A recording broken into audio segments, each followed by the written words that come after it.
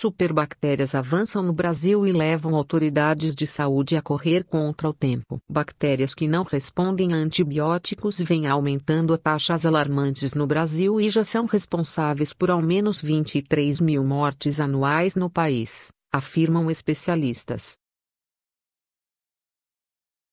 O Brasil tem alguns dos maiores índices de resistência em determinadas bactérias, segundo o especialista. Capazes de criar escudos contra os medicamentos mais potentes, esses organismos infectam pacientes geralmente debilitados em camas de hospitais e se espalham rapidamente pela falta de antibióticos capazes de contê-los. Por isso, as chamadas superbactérias são consideradas a próxima grande ameaça global em saúde pública pela OMS, Organização Mundial da Saúde.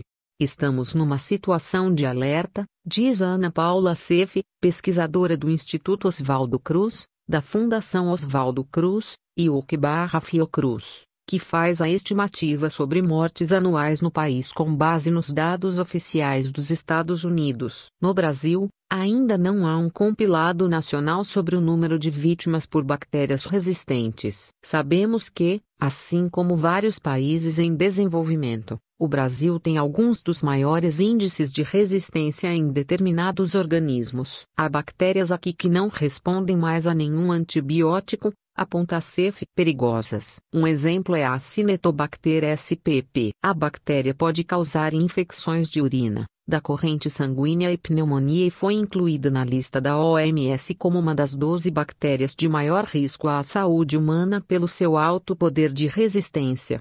De acordo com a Anvisa, 77,4% das infecções da corrente sanguínea registradas em hospitais por essa bactéria em 2015 foram causadas por uma versão resistente a antibióticos poderosos, como os carbapenens.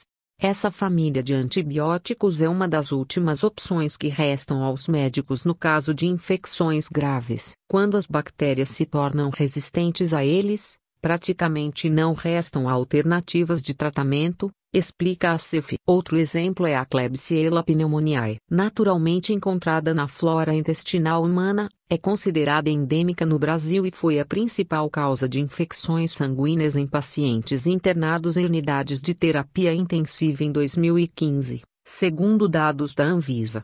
O mais preocupante é que ela tem se tornado mais forte com o passar do tempo. Nos últimos 5 anos, a sua taxa de resistência aos antibióticos carbapenêmicos, aqueles usados em pacientes já infectados por bactérias resistentes, praticamente quadruplicou no estado de São Paulo, foi de 14% para 53%, segundo dados do Centro de Vigilância Epidemiológica Paulista.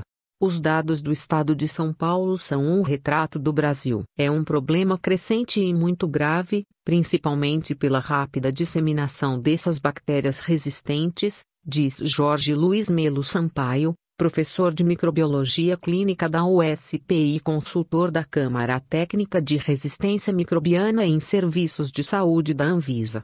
Resistência. A capacidade de bactérias de passar por mutações para vencer medicamentos desenvolvidos para matá-las é chamada de resistência antimicrobiana, ou resistência a antibióticos. Essa extraordinária habilidade é algo natural. Os remédios, ao atacar essas bactérias, exercem uma pressão seletiva sobre elas, que lutam para sobreviver. Aquelas que não são extintas nessa batalha são chamadas de resistentes. Elas, então, se multiplicam aos milhares, passando o gene da resistência à sua prole. Esse processo natural pode ser acelerado por alguns fatores, como o uso excessivo de antibióticos. Um agravante é o emprego desses medicamentos também na agricultura, na pecuária e em outras atividades de produção de proteína animal. Muitos fazendeiros injetam regularmente medicamentos em animais saudáveis como um aditivo de performance. Isso acelera a seleção de bactérias no ambiente e em animais, que podem vir a contaminar humanos. De acordo com especialistas, o número crescente de infecções, que poderiam ser barradas por mais higiene e saneamento básico, também é um problema, porque demanda maior uso de antibióticos, o que, por sua vez, seleciona mais bactérias resistentes, perpetuando um círculo vicioso.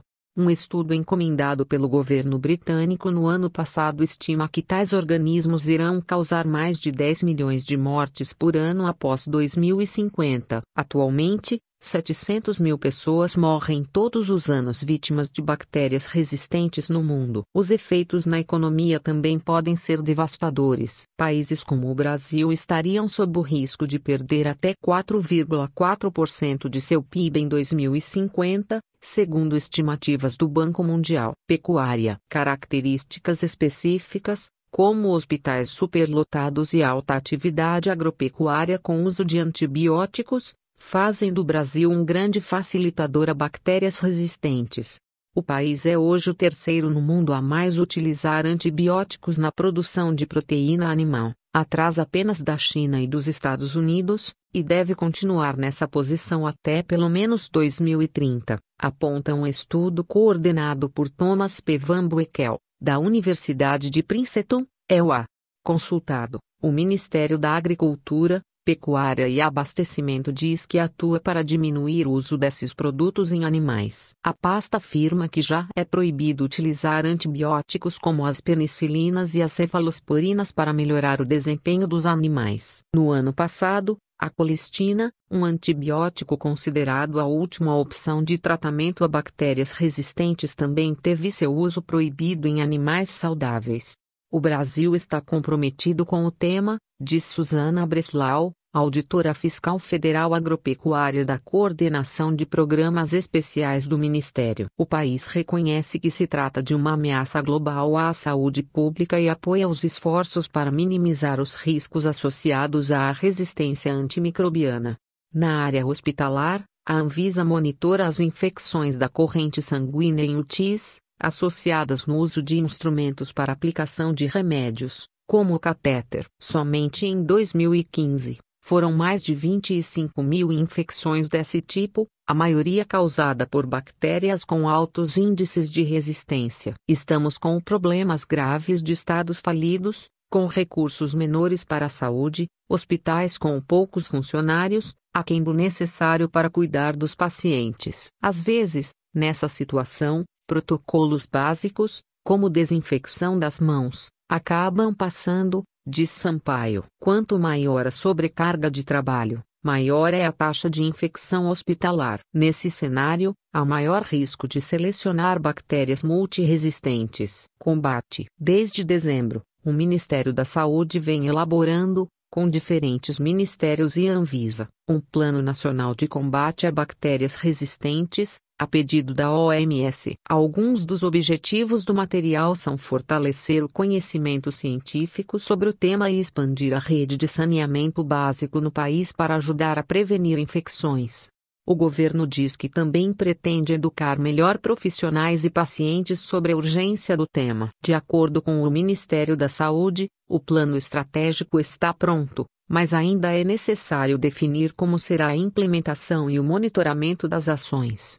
A proposta brasileira está prevista para ser colocada em ação a partir de 2018, com expectativa de conclusão até 2022. Comparado com outras economias em desenvolvimento, o país está atrasado. A África do Sul começou a colocar seu plano em prática ainda em 2014, enquanto a China implementa o seu desde 2016. Já a Índia começou nesse ano. O país é também um dos únicos BRICS, sigla para Brasil, Rússia, Índia, China e África do Sul, que ainda não disponibilizou o documento publicamente no site da OMS, juntamente com a Rússia.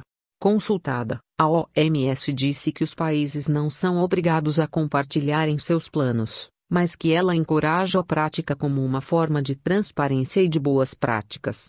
Mas enquanto o governo trabalha numa estratégia, bactérias aprimoram sua capacidade de sobreviver aos remédios mais poderosos. Superlotação de hospitais brasileiros é terreno fértil para a seleção de bactérias resistentes. Em outubro, a Anvisa emitiu um alerta sobre a detecção no Brasil de cepas da E. coli, resistentes a uma família de antibióticos chamada polimixinas, que se tornaram a última escolha de médicos frente a bactérias resistentes. O mais preocupante é que essas cepas da E. coli têm a capacidade de trocar material genético com outras espécies de bactérias e transferir o gene da resistência às polimixinas a outros organismos, não apenas à sua prole. O novo mecanismo de resistência exemplifica o quanto o assunto é urgente, diz Sampaio, da USP, para quem a cada dia há uma surpresa no universo desses organismos. Elas se multiplicam a cada 20 minutos. É uma competição difícil. Nós levamos anos para colocar um antibiótico no mercado. Elas podem levar 20 minutos para mutarem e vencerem o remédio. Se gostou do vídeo, deixe seu like e comentário, e inscreva-se no canal.